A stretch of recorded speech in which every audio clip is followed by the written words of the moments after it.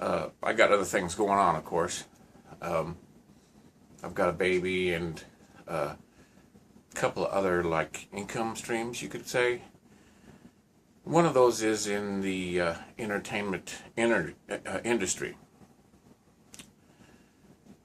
It's given me some time to think about this thing with my favorite franchise.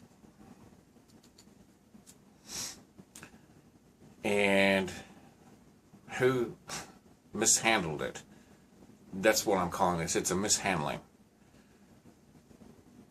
First of all, Sumner Redstone, the owner of American Amusements, he decided to do the opposite of what most people do and split his company up. Viacom into CBS and Paramount. He gave CBS Star Trek, which they didn't care about and never dealt with, and he denied Paramount, which made all the movies. Still don't know why that happened. And then Les Moonves, who was running CBS, he didn't care about science fiction from what I gather, and he promptly canceled Star Trek Enterprise. From my research, he's the one that shut it down. You remember that last episode? It was kind of abrupt. So Paramount still wanted to mess around with Star Trek. They knew it, and they knew it was a consistent moneymaker. And I guess Moonves and maybe some other folks over there said, hey, we smell some money. So they decided to, even though they're both owned, CBS and Paramount's both owned by the same company, CBS said, we will license Star Trek to Paramount. That's bizarre. And it's going to cost you, and plus we get to keep all the proceeds, I guess, from the merchandise. So that's what happened. And Bad Robot came in with J.J. Abrams, and he decided to make an alternate universe, because that's what it is, not a timeline. I'm now convinced that it is a different universe. But since it had Leonard Nimoy Spock in it, I assumed, and then they didn't deny it, that Spock's timeline was canon. So, you know, that's where we're at. It's come to light about all the licensing. They're not denying it, but they aren't, you know, there's not really much of a comment about it.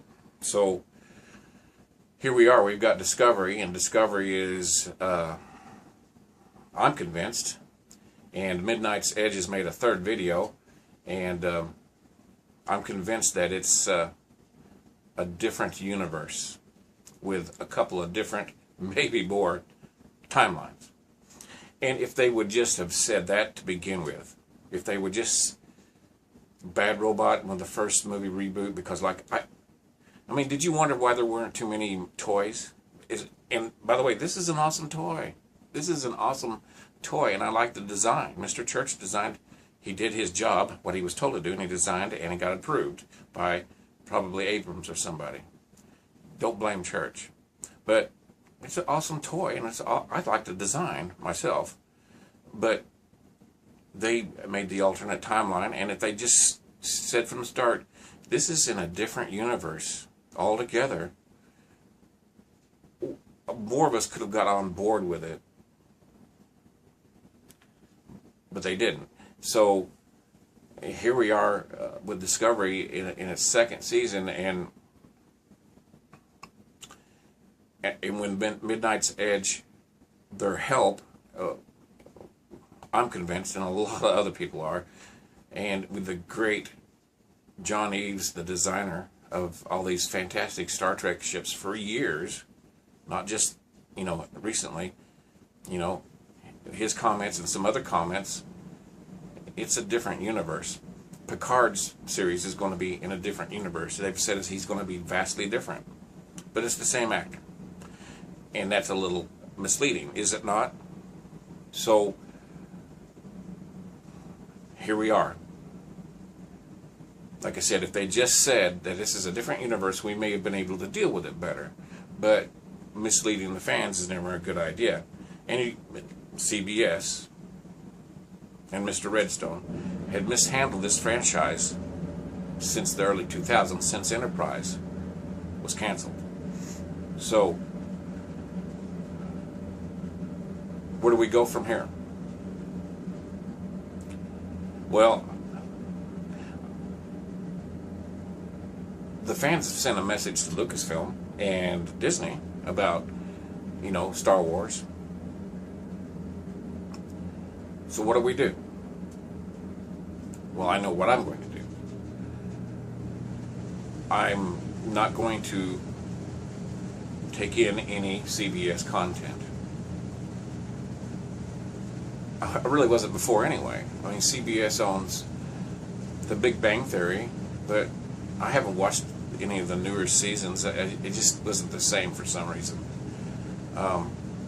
CBS owns the Movie Channel and Showtime, comicbook.com, Simon and Schuster.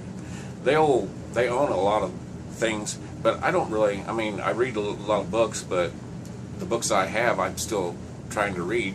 I haven't purchased any more. I have a subscription to Eagle Moss. I love that subscription, but I'm well into it, and it's going to end soon. So I wasn't really partaking of their content anyway.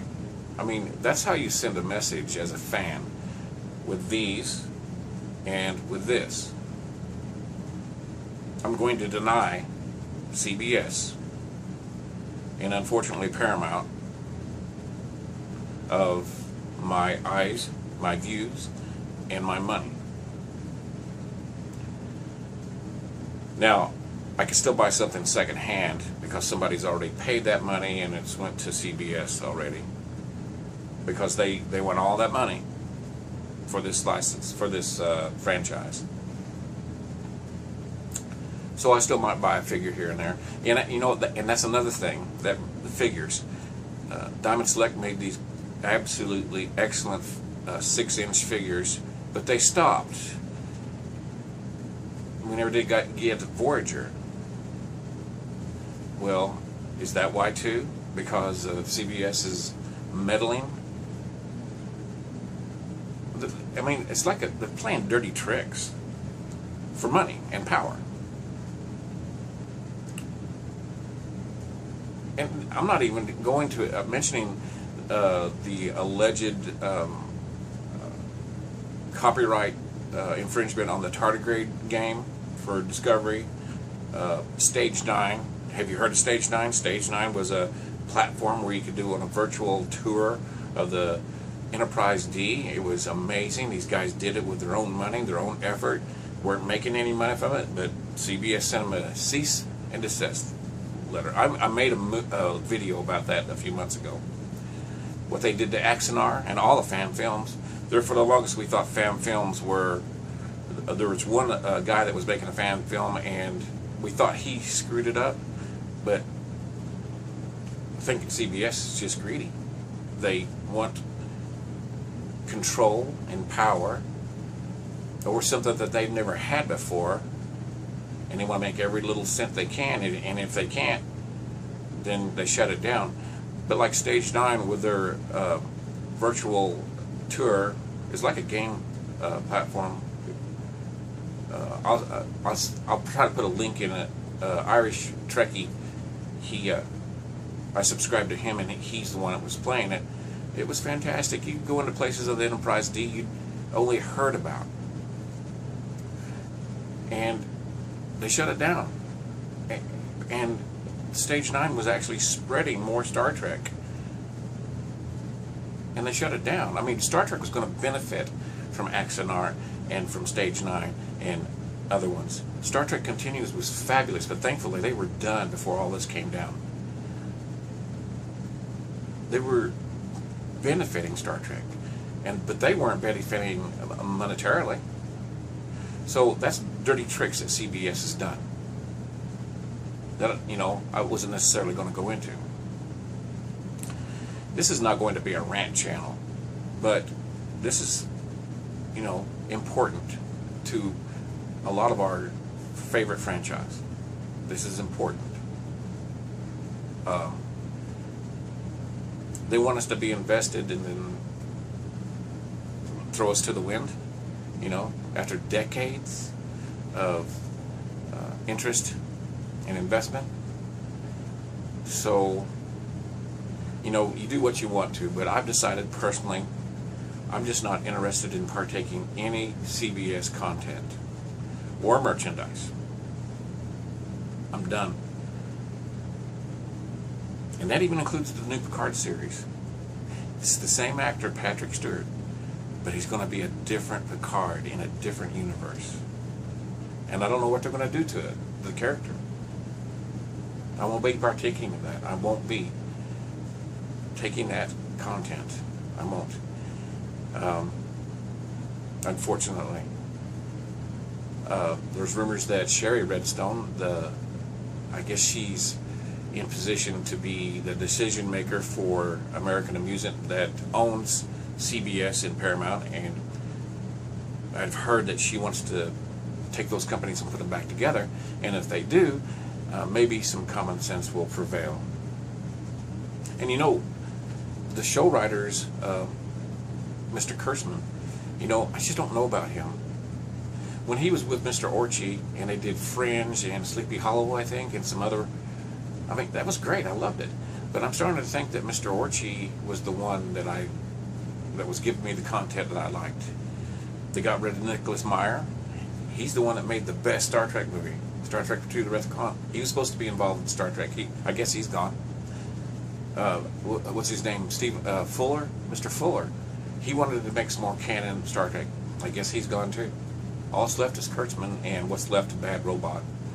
And I just won't be taking any of their content in. I won't be spending any money. I won't be giving them any views. And that goes for comicbook.com. And just, you know, basically anything with CBS. But like I said, it's not going to be a stretch. I wasn't doing that anyway. I'm going to keep my Eagle Moss subscription. That's it. And then when it runs out, until they do something with some common sense with our favorite franchise, it's going to stay that way. And when I'm done, I'm done. Same thing happened with Firefly and Stargate. I'm done with Sci-Fi Channel. I'm done. I still haven't went back. So, you know, it's like greed. And these dirty tricks on the fans and disparaging the fans, and it just doesn't make any sense, does it? But like I said, I don't want to make this a rant channel. I'm going to still have a lot of Star Trek content and other content. Thanks for subscribing, by the way. I've got some new subscribers and some new comments, and I really value them. When you comment, you expand my thinking. And there's been some comments that have been so good. I mean, they're like little articles. I love reading those, and I will reply. But like I said, I've tried to make myself diverse in my income streams. So sometimes I have to take care of stuff, and you know, life happens. But I still have Star Trek content on here, and I've got some interviews with some interesting characters I've met, and I'm still I want it to be a positive channel, but at the same time, if something bothers me, I want to say something about it, and I want you to tell me how you feel about this, what you think we should do about this problem, and what should we do about CBS. Thanks for watching, and we'll see you next video.